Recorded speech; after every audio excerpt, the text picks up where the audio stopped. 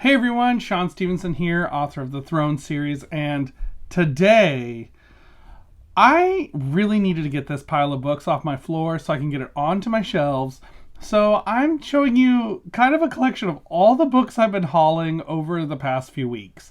This is probably like 3 or 4 weeks worth of books that I've hauled, so I've gotten them all pretty cheap because I always look for deals. I always try and find those deals, used books, all those sorts of things. So let's dive in because there are a lot of books to show you, from horror stuff to kids spooky books to some Christian fiction to some just all kinds of things. There's so much. So let's dive in.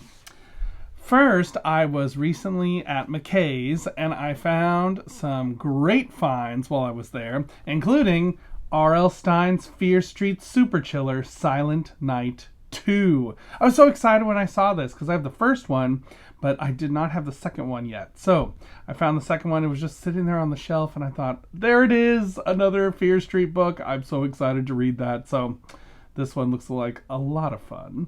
And then also at McKay's, I also found Beach House by R.L. Stine, a point horror book that I'm super excited to read. This looks like a great summertime read about a killer, stalking some people on the beach. It should be fun. And then I got these at McKay's. I didn't love the covers, but I want to read the storyline. So I thought I'll grab these. They were like 50 cents. So I thought, okay, 50 cents, you can't beat that. And then I can read the storyline, and someday I can replace them with the older time covers, which I like a lot better. But I got The Babysitter, book number 3 by R.L. Stine. And this is such a 2000s kind of cover. It's ridiculous. But it has that, it's not the glossy, it's like the kind of scratchy, rough feeling cover. So it's so 2000s in my opinion, but that is The Babysitter number 3. And then I also picked up The Babysitter number 4. So I hadn't really seen these very often, so I thought, you know what, I'm just going to grab them both because they're there. I can read the storyline. They were 50 cents. You just can't beat that. So then I can read the storyline and replace these sometime later. So moving on to some middle grade fiction that I found. There's so much I've gotten recently. I'm so excited. And some great finds. Things that are a little harder to find, I've been finding in the wild, which I was so excited about. Like, for instance, Clue, book number 11. This one is called Death by Candlelight. I love these Clue books. I think they're so fun. I used to get these from the library all the time as a kid. And what it is they have short stories in them. And you read the short story, and then it gives you okay, here's the mystery to solve. Can you solve the mystery? And then on the next page, I'll cover up the solution because it gives you the solution upside down, but then it gives you a little score sheet so you can mark down your clues, things that you figured out, and then you can try and solve the mystery. The last mystery in every single one of these books is who killed Mr. Body. It happens every time. He always dies in every book, and you have to figure out who did it. But these are so much fun, and some of the later ones are harder to find. This is book number 11. I think this is the highest number one I have so far. But this one was 15 cents, so added to the collection. And then I have a hard time finding Dead Time stories in the old covers. I find the newer covers quite often, and I don't love the look of those. But I recently found Dead Time Stories, book number 3, Along Came a Spider, which is sort of ridiculous that there is this book and there is the Heebie-Jeebies book with the same exact name, Along Came a Spider. But this is a Dead Time Stories book, and so I'm excited to read this one and see what happens. And then I'm super excited about this. I did order this one because I was not finding it anywhere in any stores, so I went ahead and ordered it, and it is Spooksville, book number 2, The Howling Ghost by Christopher Pike. And Zach over at Shadyside Library and I are going to do a buddy read of this book, and I'm super excited because it's going to be a lot of fun. I'm excited to see what happens because The Secret Path, the first book in this series, it was fine. The first part was real slow, and then it picked up at the very end, and the more that I've thought about it, the more intrigued I've been by the series. So I really do want to read what happens next. So we'll see what happens in book number 2 of Spooksville. And then this was really exciting. I also found book number 5, The Cold People, in the Spooksville series by Christopher Pike. So this one looks like really interesting. So I'm slowly collecting these. I'll need number 3, but then I have number 4, 5, and 6. So I'm excited I'll be able to read through like 6 of these in a row once I get book number 3. I've got to find that one still. And then I also found a few Ghosts of Fear Street books by R.L. Stine. Well, by R.L. Stine. They're R.L. Stine's Ghosts of Fear Street books, but they're written by other people. I've always been curious if R.L. Stine came up with like the log line for each of the books, like do a book about this, this, and this, and then someone wrote them off of those little log lines R.L. Stine gave them, but I don't know. That's definitely an interesting mystery. But Ghosts of Fear Street, no mystery. I love this series. I think I like it a little better than Goosebumps sometimes. But I found 3 of them. So the first one I got was book number 5, Stay Away from the Treehouse. So I'm excited to see what happens in this one. And then I also got book number 6, Eye of the Fortune Teller. So this one looks like a lot of fun. And then this one just looks wild. I don't even know what's going on. It's like, looks like sort of like a Monster Blood kind of situation. This is book number 24, Monster Dog. I am very curious what's going on in this book, so we'll see what happens. Like I said, it seems kind of like a Monster Blood sort of situation, but we'll find out. And then some other just random middle grade kind of spooky books that I found. I actually found this one at Goodwill. It was called The Ghost Mobile by Kathy Kennedy Tapp.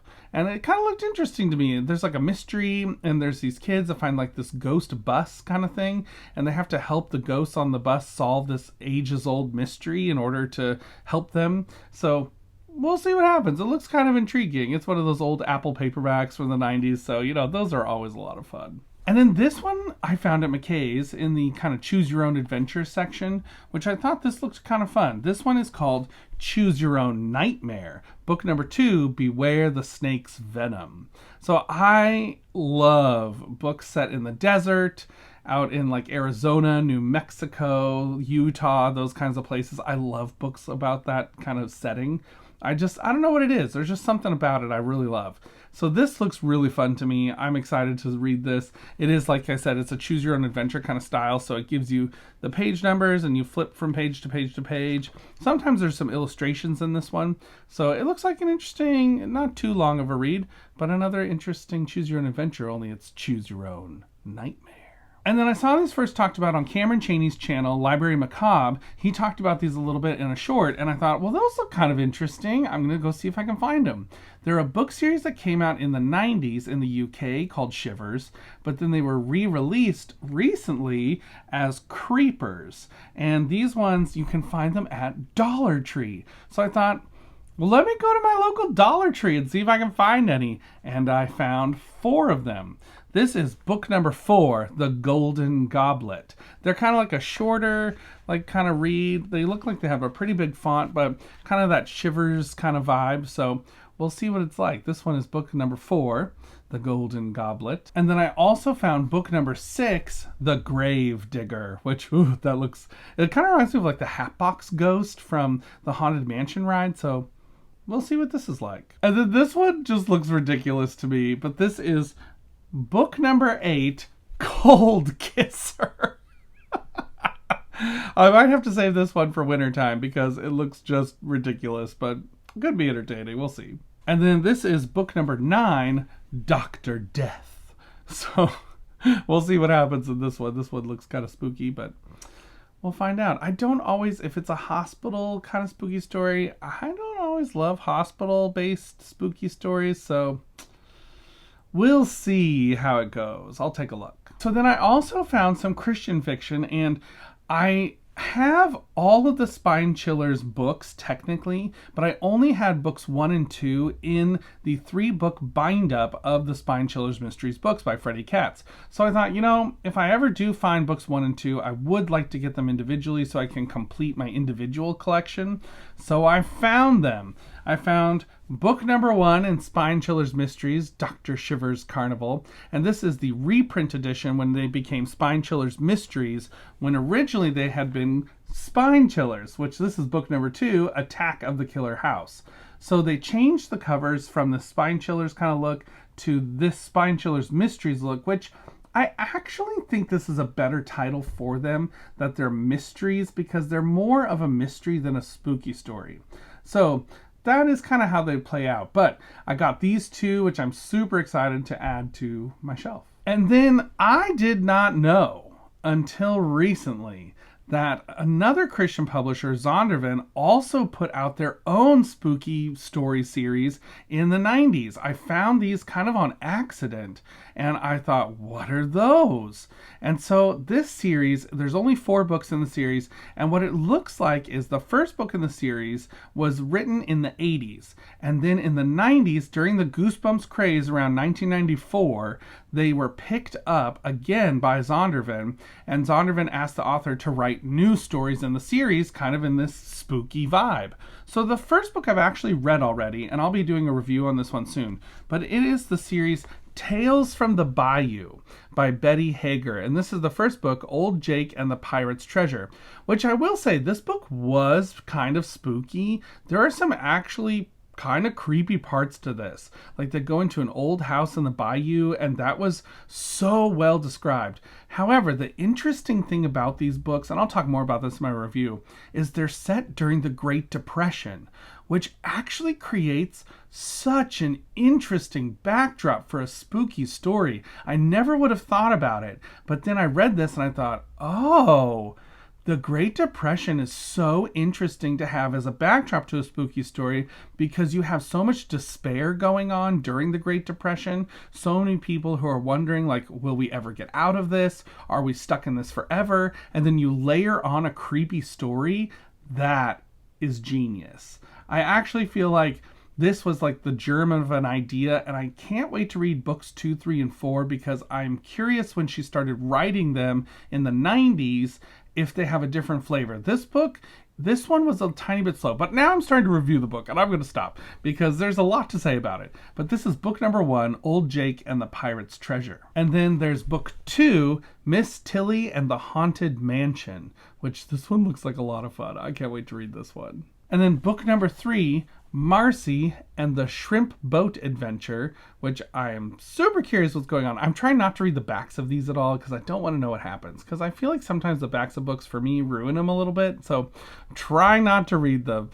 So I'm surprised. And then I already had actually book number 4 of the Tales from the Bayou series.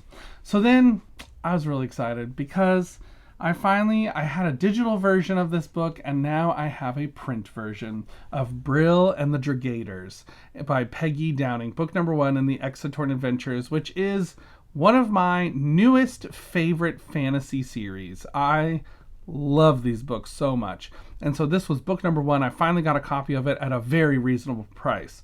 So normally these books go for like $90, and I found this one for like $14.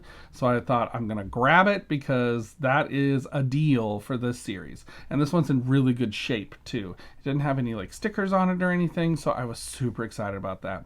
So now I have almost a complete set of this series. I just need my own copy of book number 2. So we'll see if we can find it sometime. That's not $224. And then this is a fantasy novel. I've read the first book in this series, and I remember it being like good. It wasn't amazing, didn't blow me away, but I did find this one, and it was super cheap. So I thought, well, I'll just grab it. It's book number 3 in the Ether novels, and this is The Dragon's Descent. And this one is by Laurice E. Moliari. So this one's like a fantasy series, and I'm excited to read this one and see what happens. I need to find book 2 first before I read this one, and it's a little longer of a book, so we'll see what happens in The Dragon's Descent, a fantasy book that looks like a lot of fun to me. And then this series is just wild, and I've actually never read one, but I've been slowly collecting them as I find them, especially if they're as cheap as this book was, which was 20 cents. This is by Bill Myers, and it is the Incredible Worlds of Wally McDougall, and this is book number 4, My Life as Crocodile Junk Food. So I love kind of like crocodile stories, swamp stories, so I'm excited to read this one, see what happens. And this is, I think, the earliest one in the series that I have so far. I need to find books 1, 2, and 3, but this series I'm pretty sure is an anthology kind of series. You don't have to read it in order. It's by Bill Myers, who also wrote the Forbidden Doors books. So it'll be interesting to read that one. This great old 90s series with really random wild covers. And then I'm pretty sure this is the first Ladd family adventure book by Lee Roddy. This one is The Mystery of the Wild Surfer, and I'm pretty positive this is book number 1. I haven't confirmed that, but I'm pretty sure that this is the first book in the series. It's kind of like a Hawaii-based series with like a lot of action and adventure and mystery, kind of like Hardy Boys in Hawaii is sort of what it's like. So I'll be interested to read this book and see what happens. And then I 100% blame Zach from Shady Side Library on this because he recently posted an Animorphs video, and I read a few of the Animorphs books back in the day, and here we are, recollecting the Animorphs books, and I definitely found a few. I found these mostly at Goodwill, a few at another used bookstore that they were like 25 cents, so I just thought I'll grab it.